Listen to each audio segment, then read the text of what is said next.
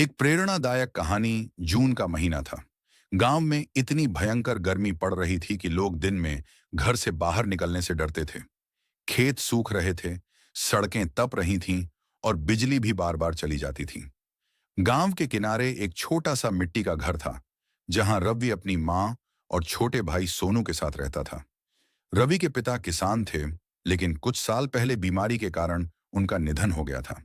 अब घर की सारी जिम्मेदारी रवि और उसकी मां पर थी।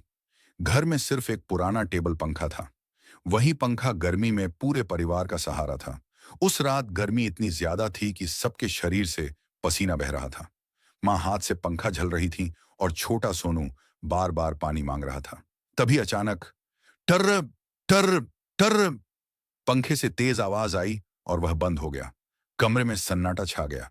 सोनू घबराकर बोला, भैया, पंखा क्यों बंद हो गया? रवि ने पंखा हिलाकर देखा, तार चेक किया, लेकिन पंखा पूरी तरह खराब हो चुका था। मां उदास होकर बोली, अब इतनी गर्मी में कैसे रहेंगे बेटा? नया पंखा खरीदने के पैसे भी नहीं हैं। रवि चुप हो गया।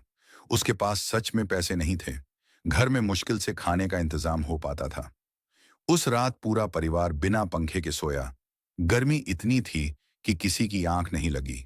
लेकिन रवि पूरी रात सोचता रहा। उसने मन में ठान लिया, मैं हार नहीं मानूंगा। सुबह होते ही रवि गांव के बाजार पहुंचा। वहां एक पुरानी इलेक्ट्रिक दुकान थी, जिसे रामू काका चलाते थे। रामू काका गांव के सबसे अच्छे बिजली मिस्त्री थे। रवि ने उनसे कहा, काका, मेरा पंखा खराब हो गया है। मेरे पास नया खरीदने के पैसे नहीं हैं। क्या आप मुझे इसे ठीक करना सिखा देंगे? रामू काका मुस्कुराए। उन्होंने कहा, सीखने की चाह हो तो कोई काम मुश्किल नहीं होता। उस दिन से रवि रोज दुकान पर जाने लगा। वह पुराने पंखे खोलता, तार जोड़ता, मोटर साफ करता और खराब कॉइल बदलना सीखता। कभी कभी उसके हाथ कट जाते, कभी झटका भी लगता, लेकिन उसने हार नहीं मानी। गांव के लोग उसका मजाक उड़ाते थे, अरे किसान का बेटा अब बिजली मिस्त्री बनेगा। लेकिन रवि सिर्फ मुस्कुराकर अपना काम करता रहा।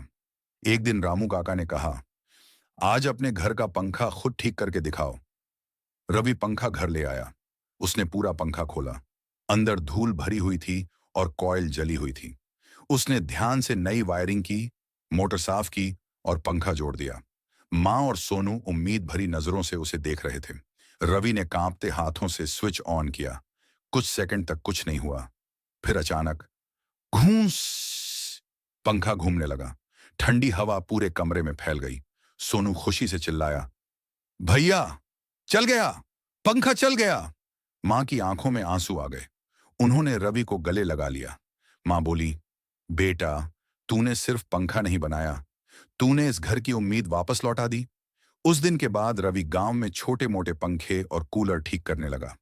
लोग उसके पास अपने खराब सामान लाने लगे। धीरे धीरे उसकी कमाई बढ़ने लगी। कुछ महीनों बाद रवि ने बाजार में अपनी छोटी दुकान खोल ली, रवि इलेक्ट्रिक रिपेयरिंग सेंटर। अब गांव में जब भी किसी का पंखा खराब होता, लोग कहते, रवि को बुलाओ, वो हर खराब चीज में जान डाल देता है। समय बीतता गया। एक दिन रवि ने अपनी मां के लिए नया बड़ा पंखा खरीदा।